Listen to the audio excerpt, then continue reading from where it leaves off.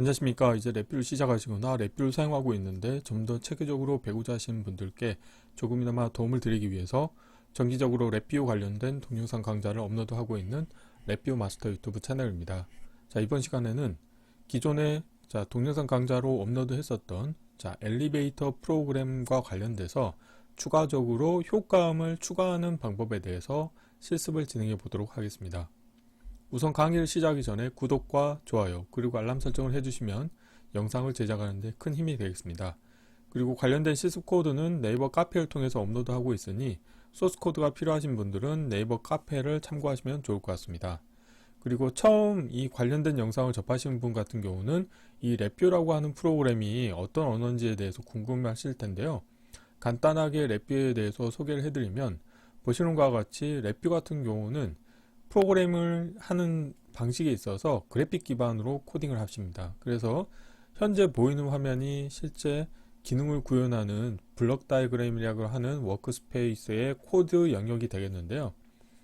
일단 코딩을 하실 때 문법적인 것을 많이 아실 필요가 없고 기본적인 사항만 알고 계신다고 하면 누구나 손쉽게 원하는 기능을 구현하실 수가 있습니다. 그래서 프로그램의 진입 장벽이 낮기 때문에 또 프로그램의 개발 기간도 단축시키는 효과가 있고, 그리고 프로그램의 태생이 계측 장비를 원격으로 제어하기 위한 목적으로 생겨난 언어다 보니까 계측 장비를 핸들링하는 게 매우 유용합니다. 그리고 계측 장비뿐만 아니라 다양한 하드웨어를 사용하기가 유용하기 때문에 피저빌리티 검증하실 때도 아주 효과가 있습니다. 그래서 뭐 대학원에서 연구를 하신다거나 아니면 뭐 회사에서 프로토타이핑을 하신다고 하면은 그런 경우에 이 랩뷰와 그 다음에 이 랩뷰라고 하는 언어는 내셔널 인스트루먼트라고 하는 회사에서 만든 언어인데 그 업체에서 제공하고 있는 다양한 하드웨어 플랫폼을 이용하신다고 하면은 손쉽게 피저빌리티를 구현하실 수가 있게 되겠습니다. 그래서 이 관련된 채널에는 이 랩뷰를 응용할 수 있는 영역에 대해서 소개하는 영상도 있고, 그리고 프로그램을 설치하는 방법에 대해서도 가이드가 있기 때문에 이런 영상을 참고하셔가지고 랩뷰를 한번 사용해 보시면 좋을 것 같습니다. 자, 다시 본론으로 들어와서 이 엘리베이터 프로그램이라고 하는 거는 이 오른쪽 상단에서 같이 이미 기존의 엘리베이터 프로그램과 관련된 사용자 인터페이스를 만드는 동영상 강좌와 그 다음에 기능을 구현하는 동영상 강좌를 업로드를 했었습니다. 그런데 구독자분 중에 한 분께서 엘리베이터 프로그램에 예를 들어서 타겟층에 도달을 하게 되면은 특정 효과음을 내도록 운영을 하고 싶다고 말씀하셨고, 그래서 이번 시간에는 타겟층에 도착했을 때 효과음을 발생하게 할 수 있는 기능을 추가해 보도록 하겠습니다. 그래서 오늘 시스팔 코드 양이 많기 때문에 기존의 동영상 강좌에서 진행했었던 내용은 이번 실습에서는 언급을 하지 않도록 하겠고요. 그리고 여기에서는 효과음을 추가를 할 때 입력으로 텍스트를 인가했을 때 그거를 음성으로 변환을 해주는 TTS, 즉 텍스트 투 스피치 기능을 사용을 할 예정입니다. 그래서 텍스트 투 스피치 구현과 관련돼서도 다음과 같이 동영상 강좌를 기존에 업로드 해 놓은 게 있으니까 이 관련된 내용들에 대해서 궁금하신 분들은 관련된 영상을 다시 한번 참고하시면 좋을 것 같습니다. 그래서 기존에 구현된 내용 같은 경우는 사용자 이벤트를 처리하는 루프와 그 다음에 층 표시하기 위한 루프, 이 두 개의 병렬 루프로 운영을 했었는데 여기에 추가로 효과음을 처리하는 루프를 하나 추가할 예정입니다. 그래서 여기서는 보시는 것처럼 100ms마다 폴링을 하면서 동작할 텐데 여기서는 타겟층과 현재층이 같은 경우를 체크를 할 겁니다. 그래서 타겟층과 현재층이 같고, 그리고 여기에 추가로 타겟 변경이라고 하는 값이 참인 경우, 이 두 가지 조건이 다 만족된 경우에는 관련된 코드가 수행이 됩니다. 그래서 타겟층에 해당하는 문자열을 이 TTS 운영을 하기 위한 서브 VI 입력으로 인가해 주시게 되면은 여기서 예를 들어서 현재 보이는 코드에서는 2층입니다 라고 하는 음성이 출력으로 나오게 되겠고, 이게 수행된 다음에는 타겟 변경 물음표 값을 다시 거짓으로 설정을 해줍니다.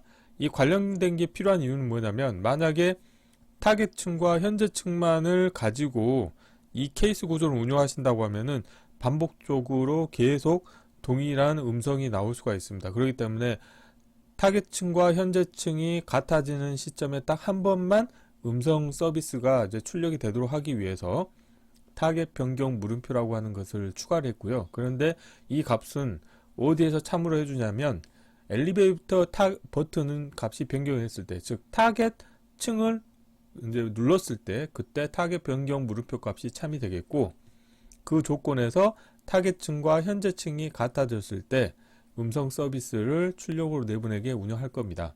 그리고 여기에서는 현재 층이라고 하는 값을 인디케이터를 하나 추가를 해서 이 값을 이 아래쪽 효과음 처리하는 루프에서 참고를 해서 다음과 같이 케이스 구조를 운영하게 하는 코드가 되겠습니다.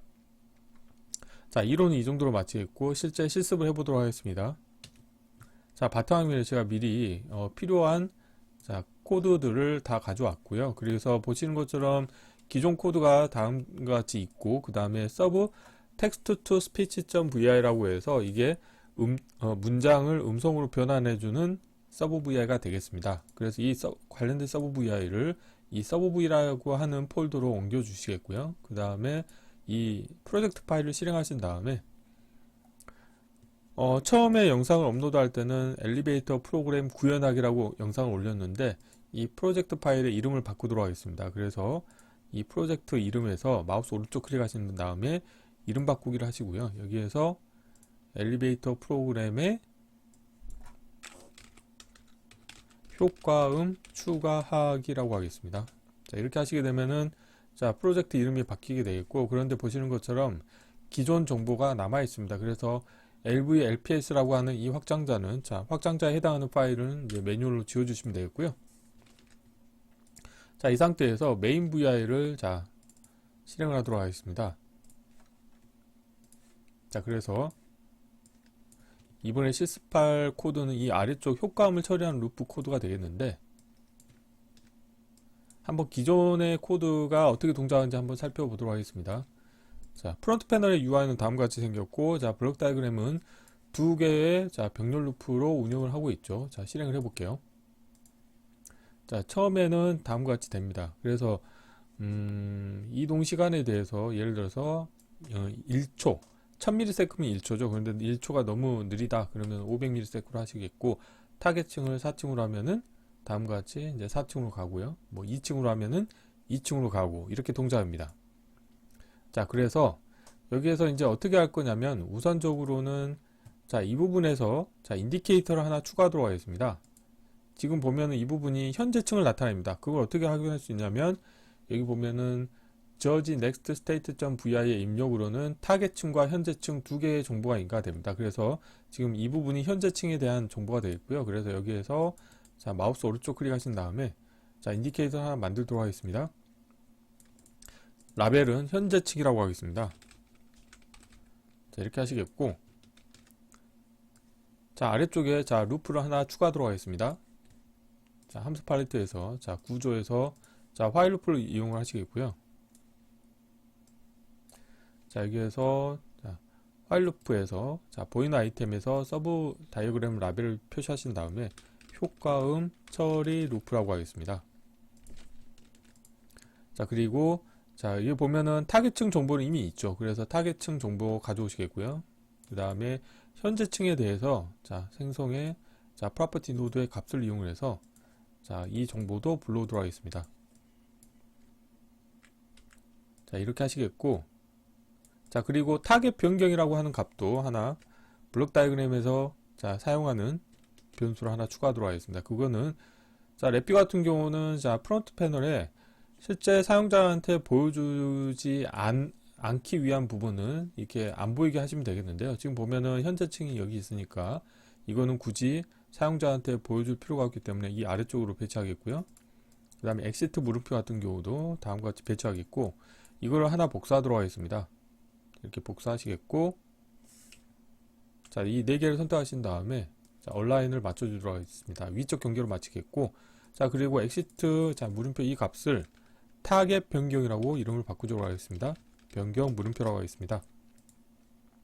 그래서 이 아래쪽 4개 같은 경우는 실제 프론트 패널, 그러니까 사용자 인터페이스에서는 필요가 없는 부분이고, 블록 다이그램 코드상에서 필요한 변수들이 컨트롤 또는 인디케이터가 되겠죠. 그래서 이거를 어떻게 하냐면 자, 타겟 변경은 이 효과음 처리 루프에서 참조하면 되겠고, 자, 이 값을 참으로 설정하는 부분이 있습니다. 그래서 이거는 생성의 프로퍼티 노드의 값을 하나 불러오신 다음에, 자, 엘리베이터 버튼 값이 변경이 됐을 때 이 값을 참으로 설정해 줄 겁니다. 그래서 이거를 이 관련된 케이스에서 자, 참으로 설정을 해 주시겠고요. 그리고 자, 효과음 처리하는 루프에서는 어떻게 할 거냐면은 자, 비교 카테고리에서 우선적으로는 자, 같은 함수를 이용을 해서 현재층과 자, 타겟층이 같은지를 체크할 겁니다.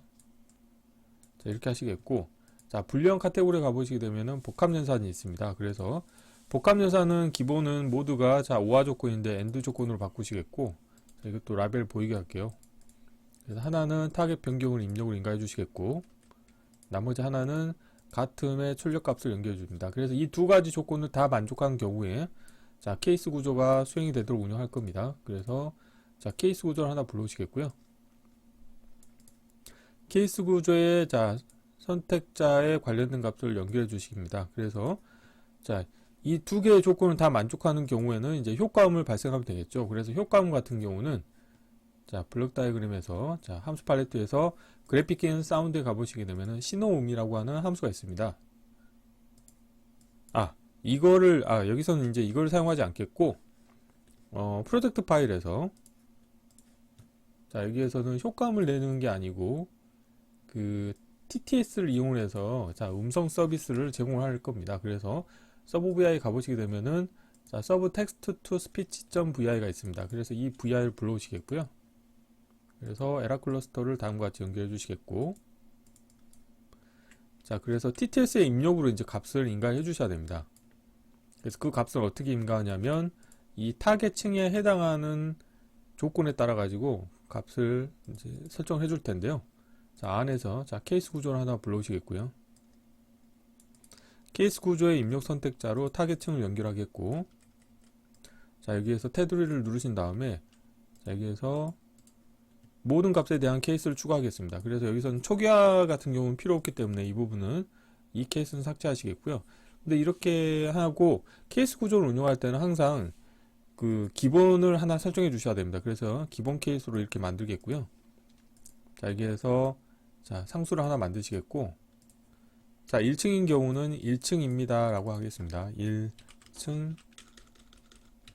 1층입니다 라고 문자열을 만들어서 출력을 내보내게 하겠고요. 그래서 이 관련된 값을 자, TTS 서브 vi 입력으로 인가해 주시면 되겠습니다. 마찬가지로 2층인 경우는 자, 2층입니다 라고 하면 되겠죠.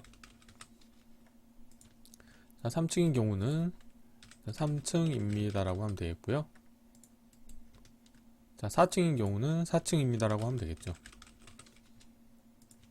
자, 이렇게 하시겠고, 다음으로는 이렇게 이제 음성 서비스가 다 제공이 되면은 그 다음에 하셔야 될 건 뭐냐면 타겟 변경 물음표 값을 거짓으로 설정해 주셔야 됩니다. 만약 이걸 하지 않으면은 매 주기마다 관련된 TTS 서비스가 계속 수행이 되기 때문에 타겟층과 자, 현재층이 타겟층에 도달한 경우에만 한 번만 음성 효과를 내기 위해서 이렇게 한번 수행한 다음에는 이 관련된 값을 거짓으로 해주시면 이 조건을 만족하지 않기 때문에 그 이후에는 아무런 동작도 하지 않겠죠. 그래서 다음과 같이 이렇게 운영하시면 되겠고, 그 다음에 화일 루프를 운영할 때는 항상 CPU의 부담을 줄여주기 위해서 자, 기다림 함수를 넣어 주셔야 됩니다. 그래서 이 아래쪽은 100ms로 자, 고정을 해서 폴링을 하도록 하겠습니다. 자, 라벨 보이게 하겠고요.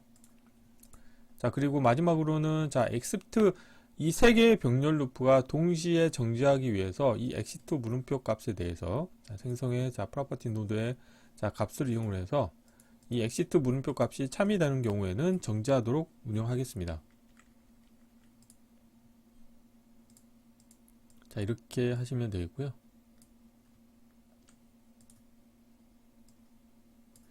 자, 그런데 여기 보니까 지금 한 가지 좀 문제가 될 소지가 있는 것 같습니다. 뭐냐면 이 exit 물음표 값이 자, 거짓으로 설정을 마지막에 하게 되는데 제 생각에는 자, vi가 실행이 될 때 가장 우선적으로 exit 물음표 값을 자, 거짓으로 설정해 주시는 게 좋을 것 같아요. 그래서 이 부분을 다음과 같이 좀 바꾸도록 하겠습니다. 이전에 두 개의 병렬 루프만 운영했을 때는 이 아래쪽 루프가 정지하고 나서 이 값을 거짓으로 해주시면 다시 vi가 실행이 됐을 때 항상 이 엑시트 물음표 값이 거짓으로 설정이 시작이 되기 때문에 루프가 정상적으로 수행이 되겠죠. 그런데 지금 이런 경우에는 문제의 소지가 있기 때문에 이렇게 하는 게 좋을 것 같아요. 자, 여기에다가 엑시트 물음표 값을 자, 거짓으로 최초 설정을 해주시겠고, 자, 그리고 이 에라 클러스터를 사용하면 좋은 게 뭐냐면 실행 순서를 명확하게 할 수가 있습니다. 여기서 예를 들어서 다음과 같이 에라 클러스터 정보를 연결해 주는 거죠. 자, 이렇게 하시게 되면 이게 무슨 의미냐면 이 세 개의 병렬 루프는 반드시 이 부분이 수행된 다음에 수행이 된다는 의미가 되겠습니다. 그래서 실행 순서를 명확하게 해줄 수 있기 때문에 다음과 같이 하시게 되면은 경합 조건에 빠지지 않겠고요. 자, 이렇게 하시게 되면 이제 코드가 다 완성이 됐고요. 한번 실행을 해보도록 하겠습니다.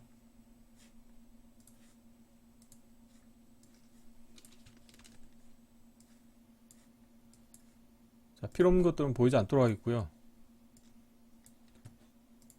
지금 저 같은 경우는 지금 소리를 들을 수가 없기 때문에 일단 여기서 간접적으로 소리가 나는지 확인하기 위해서 자, 이걸 열고요.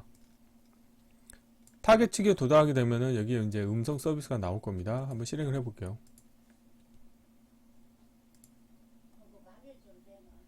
4층입니다. 2층입니다. 3층입니다.